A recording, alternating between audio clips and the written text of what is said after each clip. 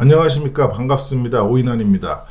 많은 분들이 엘생 합병과 관련해서 정리를 좀 해달라고 하는데, 정확히 따지면 내가 지금 엘생을 팔고 LB를 사야 되는 거냐, 아니면 뭐 이대로 그냥 보유를 해서 LB 주식을 받아야 되는 거냐, 그것도 아니면 현재 예정 가격인 7,502원의 매수 청구권을 행사해야 되냐, 뭐 이런 고민에 빠져서 머리가 아픈 분들이 있을 겁니다. 그래서 제가 오늘 깔끔하게 다 정리를 해드리고 멤버분들한테는 아예 직접 가격을 입력해서 시뮬레이션을 하고 상황에 따라서 어떤 대응을 해야 하는지 결과가 나오는 엑셀 시트도 제공해드리도록 하겠습니다.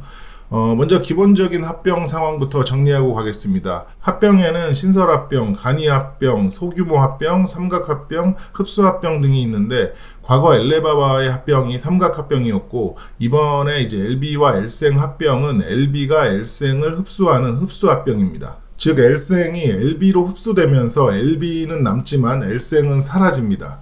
그런데 이제 두 회사의 가치가 다르기 때문에 그대로 그냥 합치면 문제가 생기겠죠. 예를 들어 소나타랑 G90이랑 교환을 하는데 그대로 1대1 교환을 하면 말이 안 되잖아요. 소나타는 대충 3천만 원이라 치고 G90은 그 1억 2천만 원이라 하면 소나타 4대를 줘야 G90 1대를 받을 수 있는 겁니다.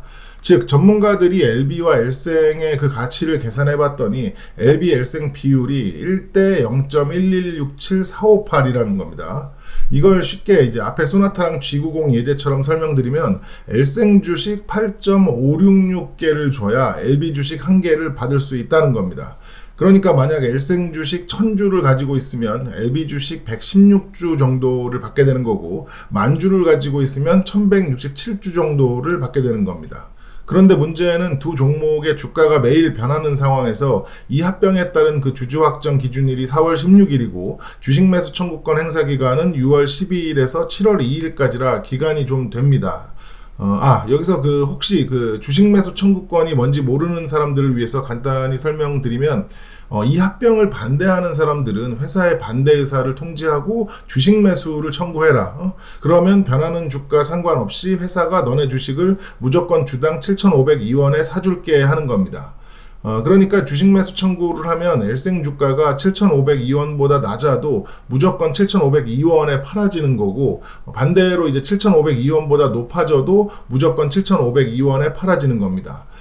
그런데 이제 그 결정을 하려면 5월 28일부터 6월 11일 사이에 합병 반대 의사를 접수하고 6월 12일부터 7월 2일 사이에 이제 주식 매수 청구를 해야 되는 건데, 문제는 이제 그 전까지 엘생과 LB 주가는 계속 변하는 상황에서 각자가 미래에 이제 기대하는 그 LB 주가까지 고려하면 다양한 경우의 수가 나오기 때문에 엄청난 눈치 싸움이 이제 벌어질 수도 있고, 너무 어려워서 이제 그냥 자포자기 느낌으로 이제 매도를 하거나 그냥 가만히 있는 사람들도 많을 겁니다. 사실 주식은 자기 의지와 판단으로 하는 거기 때문에 이 정도에서 어렵다고 포기할 정도면 애당초 이 전쟁터에 들어오면 안 되는 거였는데, 그렇다고 이 많은 개인들이 무지성으로 포기하는 거를 지켜볼 수는 없으니까 앞으로는 이제 더 깊은 공부를 하면서 이런 상황에서 당황하지 말으시라고 응원하는 마음으로 방송을 이어가도록 하겠습니다.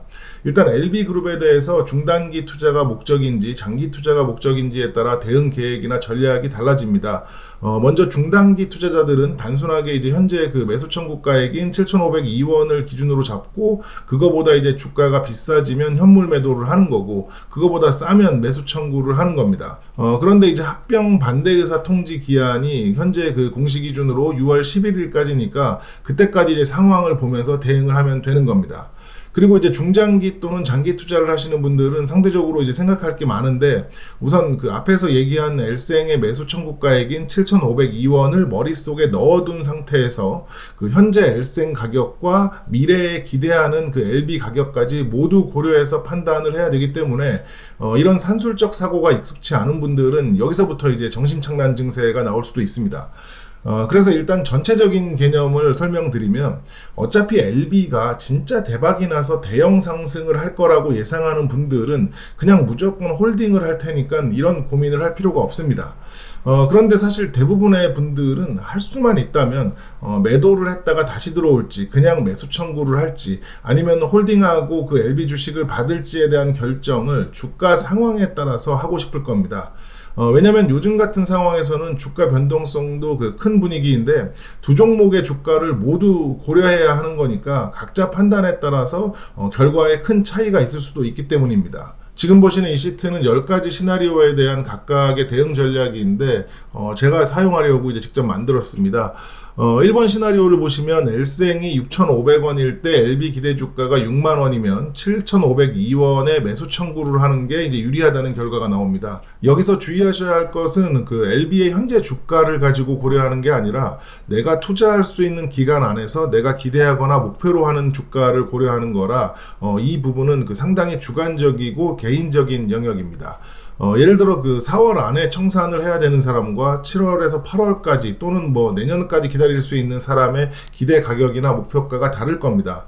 뭐 구체적인 예로 각자 어떤 상황이나 판단 때문에 당장 내일이나 뭐 이틀 내로 매도를 할 예정이라면 상한가 제한 때문에 폭이 이제 정해져 있잖아요. 현재 LB 주가가 만약에 5만 원이라면 내일 아무리 상승해도 6만 5천 원이기 때문에 기대 주가는 아무리 커야 이제 6만 5천 원이라는 얘기입니다. 다음 시트를 보시면 이런 부분을 제가 임의로 이제 정리를 했는데 현실적으로 이제 내 투자 기간 또는 당시 상황에 따른 LB 주가가 6만 5천 원일 경우 L생이 이제 6,500원이면 그냥 보유하고 LB 주식을 받는 게 유리하다는 결과가 나왔습니다.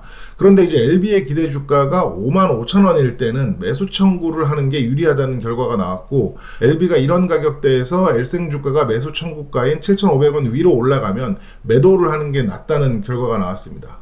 그런데 여기 맨 아래 보시면 LB 기대 주가를 13만 원으로 설정하니까 이런 경우는 L생 주가가 15,000원이 된다 해도 보유해서 이제 LB 주식을 받는 게 낫다고 합니다. 앞으로 주식 매수 청구권 종료일까지는 3개월이나 남았기 때문에 지금 당장 뭐 주가 변동성을 모두 예측하는 건 무리가 있고요.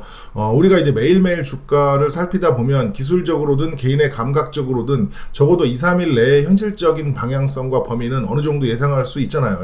그런 상황에서 이제 내가 L생 주식을 보유하고 LB 주식을 받는 게 나은 건지 아니면 뭐 매수 청구를 하고 청산을 하는 게 나은지 아니면 현물 매도를 했다가 상황을 또 지켜보는 게 나은지 등을 결정할 때 이런 계산을 미리 해놓고 참고하면 도움이 될 수 있다는 얘기입니다. 그래서 이제 이런 수식이 익숙한 분들은 직접 계산해 보시면 되고 오늘 영상에서 나온 그 예제들 중에 나와 비슷한 게 있는 분들은 뭐 그걸 보시면 되고 만약 그 변화하는 주가에 따라서 그 자신에게 맞는 그 여러 가지 상황을 직접 입력해 보고 싶은데 만들 줄 모르는 분들은 제가 만든 이 엑셀 시트를 사용하시면 됩니다. 그런데 이제 이게 제가 시간과 노력을 투자해서 만든 거기 때문에 뭐 대단한 건 아니지만 이걸 모든 그 불특정 다수에게 드릴 수는 없고 멤버분들 중에 이제 요청하는 분들에게만 드리도록 하겠습니다.